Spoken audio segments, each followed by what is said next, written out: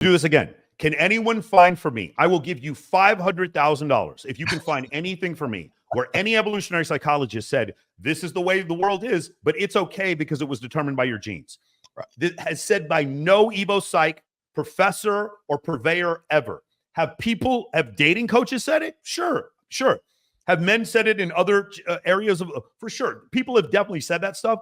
David Buss has never said men are stronger than women and it's okay because of your genes and you should just accept it. They've never said that. They have never. And you understand, if what she just said isn't true, and if she were to admit that it wasn't true, then there's no point for this entire video. You see that? Yeah. Okay. And I see the audio thing. Let's try this again. Damn, girl. Did it hurt? Is that working? Yeah. Good to go. You fell from the peak of the Gaussian distribution curve of desirable female traits? Your symmetrical features tell me there's a good statistical chance you don't have a tapeworm. When you walked into the room, I could tell you were ovulating by your gait. At this time of the month, my scent receptors are enhanced. I can smell your genetic profile. It's compatible with mine. And your waist to hip ratio is within the range of 0.7 for childbearing, so I know your offspring will likely reach full term. But if we were to do the deed tonight, what is the statistical probability that the resulting child would be mine? Using Bayes' theorem. Sorry, I'm not naturally gifted in STEM. Well, that's okay. I have very large balls, which means I have a force powerful enough to douche your room into oblivion. Also, I can use my tongue beforehand to see if I can taste the genes of a rival mate. How would you know what that tastes like? Don't you worry about that. This all sounds like BS, but I have an agreeable nature, so I'll nod along. What tax bracket are you in? Basic rate. You see, feminism forced me to graduate with a master's and now I earn more than you. So I'm going to go find a mate now with dark triad traits to fuck my problems away. But if you're free to cuckold a child later... God damn it, I am so nostalgic for the Pleistocene! Those are all real theories of human sexual selection from... All right, so let's go over this real quick. So the first part is, it's really funny that she's doing it like this. So she's taking the ideas from evolutionary psychology, and then she's wearing costumes and she's using slapstick humor. And the majority of what you're going to see with a lot of these is hyperbole. The idea that women would tend to want men who are in a higher tax bracket, I think deep down, if you guys have been dating any time for the last 30 years, you know that to be true. But it doesn't mean all women are looking for that, and it doesn't mean that they're looking for it all the time. And therefore, what you'll see often in here is she's going to say, evolutionary psychologists say, this is how you should think, and this is how you should feel about a certain thing, because we found data that sort of backs that idea up. All right. So let's keep going with this real quick. Evolutionary psychology. Welcome to the Mooncat channel, where you follow me down whatever internet rabbit hole I've been falling down recently, and we slowly go insane together. My research process for this video went a little bit like this. This paper is goofy.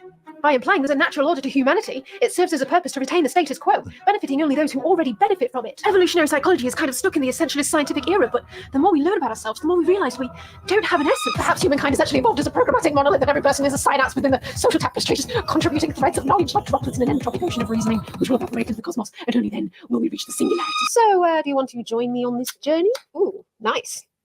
Good pour on that one. Since the caveman days, hundreds of thousands of years ago, very difficult for women to overcome hypergamy. All right, so let's go over this real quick, just so you guys understand. Hamza and Jordan Peterson are not evolutionary psychologists. Remember, the title of the video is "I Debunked Evolutionary Psychology." biologically, This will be a very important theme to see during the video. She attacks psychology in general. She goes after behavioral psychology, and then she impugns evolutionary psychology with that data. be deathly afraid of talking to girls. Social hierarchy. Alpha male human. Is ejaculated up to the surface. Shots built in at a fundamental level. To the zenith level of orgasm. And seems to have biological, scientific backing for all their opinions, all of which happen to be centered around Eurocentric beauty standards, 1950s gender roles, and the economic status quo. There's another point of hyperbole. We don't have scientific beliefs for all of our opinions. Some of our opinions are just opinions. And then as soon as you try and challenge them or criticize them, all of a sudden you're in your feelings, you're virtue signaling, you're trying to be politically correct, but they're just looking at the facts, bro. People seeing culture moving away from a supposed ideal will use varied mechanisms to stop that change. First, they might use the law to restrict... Real quick, guys, this is one of the most important things that she says. This is the house of cards, or this is the foundation of the house of cards. I want you to listen to this sentence real quick. Because what she's saying, while it might be true, this is not what evolutionary psychologists are doing. So let's listen to this one more time, okay? You're virtue signaling, you're trying to be politically correct, but they're just looking at the facts, bro. People seeing culture moving away from a supposed ideal will use... People seeing culture moving away from a supposed ideal. Varied mechanisms to stop that change. First, they might... Okay, so I want to make sure we understand this. Evolutionary psychology, while it may be studying the evolutionary proclivities that humans have that aided in survival, what she's saying is that Dr. Buss is literally going out there trying to stop a change. Guys, please, If you can find any evidence of this, I will shut the fuck up and we don't even have to do this video. If you can find any evidence of Stephen Stewart Williams trying to stop a change, please let me know. Now, if you want to say a derivative of evolutionary psychology videos is red pill content creators going off and saying we need to, whatever, Pearl saying we need to repeal the 19th Amendment, that's fine. Guess what Pearl isn't? She is not an evolutionary psychologist. So I want to make sure we understand this. Ready? Let's keep going. They might use the law to restrict the freedom of people moving away from this sort of norm, but once this technique has been vanquished by the progressives, conservatives may turn to more psychological manipulation. Conservatives, does anyone know whether or not Dr. David Buss is a Republican or a Democrat? Yeah, exactly. He's a Democrat. Dr. David Buss, who she impugns in this whole video, is actually a Democrat. I want to make sure we understand that she also conveniently leaves this out of her video. Basically gaslighting the public into believing. Go ahead. I also want to point out the fact that like people always jump up my ass whenever I say that the red pill is a praxeology. Okay. I've written God knows how many different essays. I've got a really good one up on my Substack right now. But the reason why I always call the red pill praxeology is because it's not a belief set. It's not a political ideology. It's basically, if you know what a praxeology is, it's the science of studying human behavior in that behavior has a function and a purpose to it. Yeah. Whether or not it's good, whether or not it's bad, it's not liberal, it's not Democrat, it's not lefty, it's not righty. It is what it is. And again, as you were saying before, it's not written in pen, it's written in pencil. So if some part of it is in error, we go back, erase that part and write in whatever it was that is more correct than what we knew before. That's the problem with a lot of these, especially people who are critics like this, simply because they get up in their fields, right? It's emotionalism versus empiricism. And the problem is like when you can't counter anything with empirical data or even like a logical, reaction, you go back to your feels. Oh, and now before you go there, I agree that a lot of people are trying to debunk evolutionary psychology with their feelings. I don't think that's what she's doing totally here. She does, Rollo, she does a fucking ton of research in here. And there are a lot of ridiculous claims that some people make.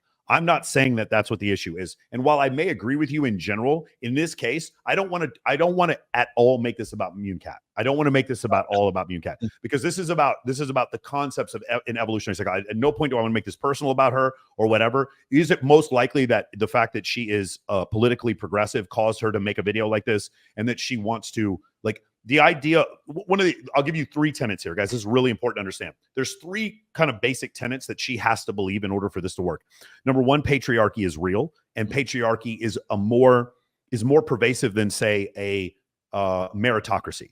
I personally believe the world is mostly meritocracy with the patriarchy sprinkled in, certainly because we're bigger and stronger and we have more jobs with higher status and more control. I totally agree with that, but I think it's mostly a meritocracy, meaning I'm not going to be magna cum laude in my school because I'm a man and you're a woman if you have better grades than me.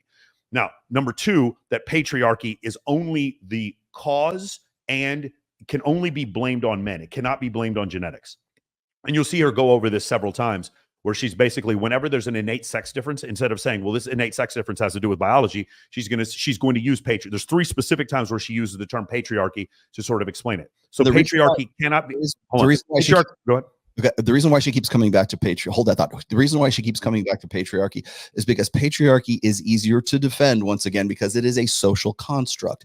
When this kind of mentality is trying to argue against empirical data and empirical arguments, they resort to social constructionism as the basis of anything that's why she keeps coming back to patriarchy, because patriarchy, at least in her head, like to me, patriarchy isn't a social construct. It's actually an evolutionary concept of organizing society, which is endemic, social plague that is all socially constructed because men want to be tyrannical, leaders over everybody. Yeah. So you're actually, that's part of my second point, which is her suppositions don't stand if patriarchy is actually genetic, meaning 2 things. Number 1, men are stronger, have 17 times more testosterone than women, which makes them more assertive and more aggressive. And women keep fucking men who have these masculine qualities that women are complaining about. Does that make sense? Yes. If women are having sex with men who have the qualities that specifically promote a patriarchy, meaning me being more assertive and aggressive causes me to be more attractive to the opposite sex, and it causes me to make more money and have more resources. If women would stop sleeping with men like that, then it wouldn't propagate the so-called patriarchy. But if that were the case, then you can't blame patriarchy on men. Patriarchy would partially be blamed on men, but mostly be blamed on genetics and the things that with which women reward with sex. And then the third supposition that she has is that patriarchy must only subjugate women. Meaning the victims of patriarchy are always women. And as we know, the lowest rungs of society in every society are always men. Men are more likely to be homeless. Men are more likely to take their own lives. Men are more likely to lose a ton of money in divorce. Men are more likely to go through psychological issues, and men are more likely to be victims of violent crime. Right. We see this often and more and more. So if there is a patriarchy, the ultimate victims of the patriarchy are low status men. These are three suppositions that she has to stand on, or else this video doesn't work. Because what she's saying is evolutionary psychology attempts to explain sex differences between men and women, but it does so imperfectly. And therefore, because it's imperfect, fuck it, let's just throw everything out.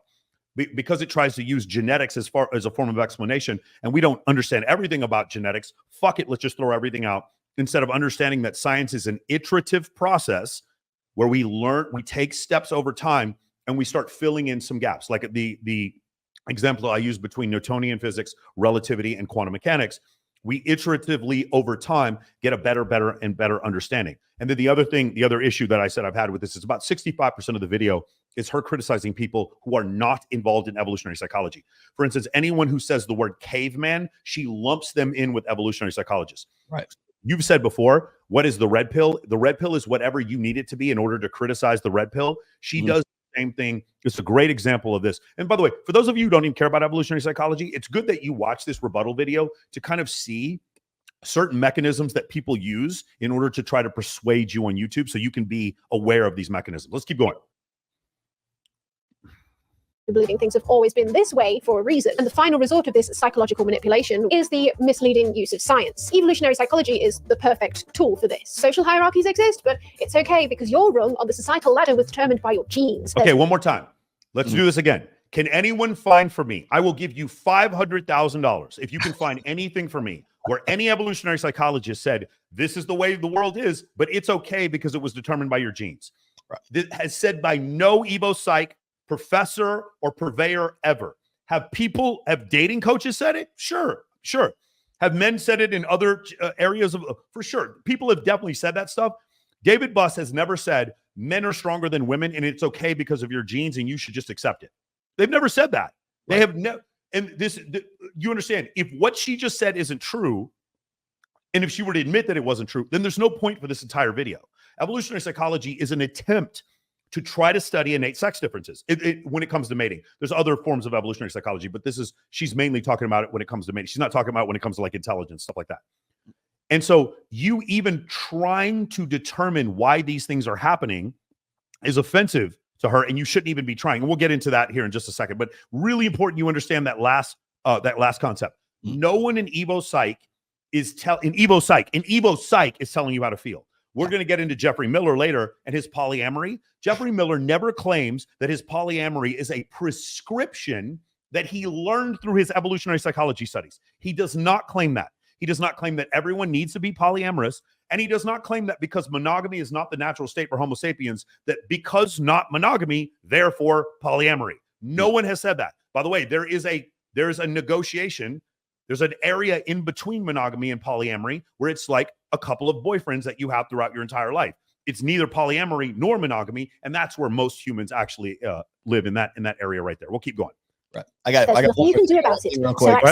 I got one thing. Once we come back, this, by the way, is the number one fallacy about evolutionary psychology, according to Steve Stewart Williams. Keep going though. The one I just said. Yes. Yeah, it tells you how to think. Number one on the list.